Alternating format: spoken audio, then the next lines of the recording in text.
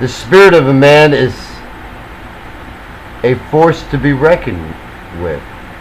And whenever you try to corral it, channel it, conform it, cap it, destroy it, or even uplift it, and you don't know what you're doing, it can be a very dangerous thing indeed.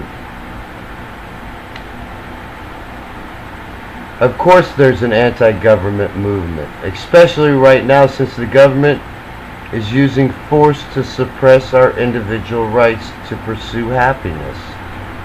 We wouldn't tolerate that type of behavior from another person. Why should we tolerate it from them? If you want God to bless your household and bless all that you have and do, then you need to make sure you are a real man of God. Only those that are will receive His blessing. When I got caught up to paradise, I heard things that no human being has yet been permitted to tell you. I heard that we are all divine children of God. I am no longer going to let your church disguise itself. I want you to see what it really is. And if it won't change, I want you to never go to it again. First of all, your church is without a husband. Jesus left it a long time ago because it was being unfaithful. It has prostituted itself to the teaching of men instead of having the faith to teach just the truth.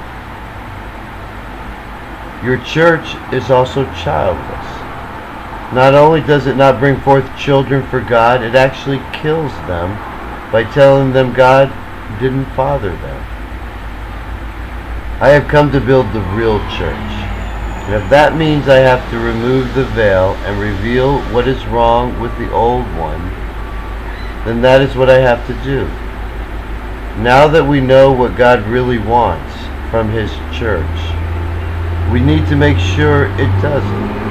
If you want Jesus to return to your church, then it has to teach that we are God's divine children, and therefore we must separate ourselves from all that is unholy. The rapture of the church is when it all comes together as one, and Jesus returns to it. If the church will not verify that I am the Christ and rise and go into God's kingdom with me, and if she will not tell people that we are God's divine children so we can walk in holiness, then I have no choice but to send her to hell, to be with her father Satan. God has ordered me that if I return after all this time has passed, and I do not find the church willing to accept I am here, or if I do not find it willing to follow me to refine it of its unrighteousness, then I am to let it die. I am not allowed to keep it alive as long as it will not change, and it wants to continue in its misconduct. Friend or no friend, there is nothing I can do about it. The result of not listening to me is that it is no longer allowed in my presence, and I must send it out of my kingdom. As long as you avoid providing offspring for God, there is no use for you. And I will have to say I do not know you.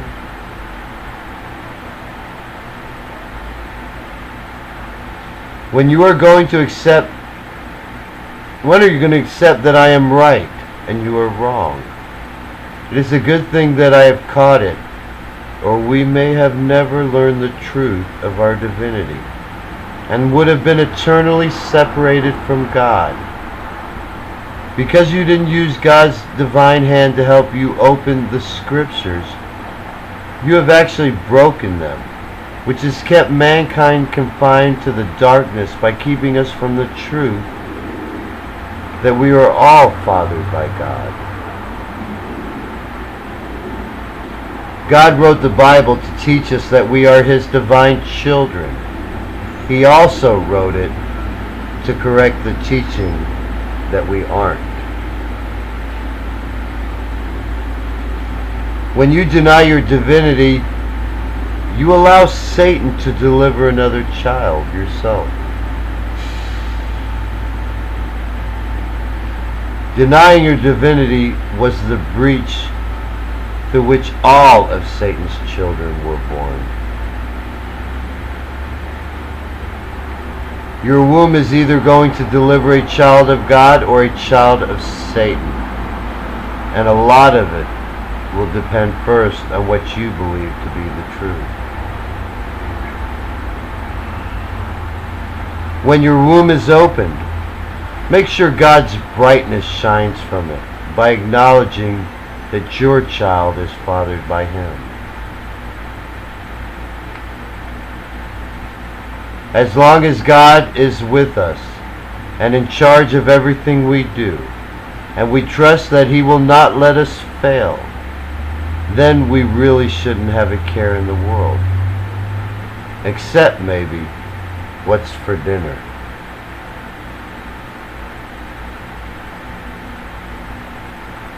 Letting God be in charge and letting Him handle everything is the surest way to be successful in whatever you undertake. If you really want to please God, make your house a house of God.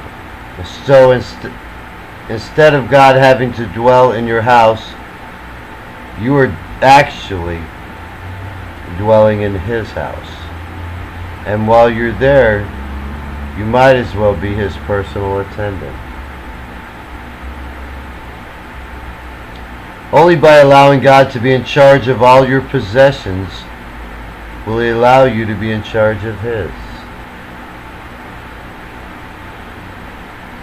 Let others see that God is with you, and that nothing you do is without consideration for Him and His kingdom.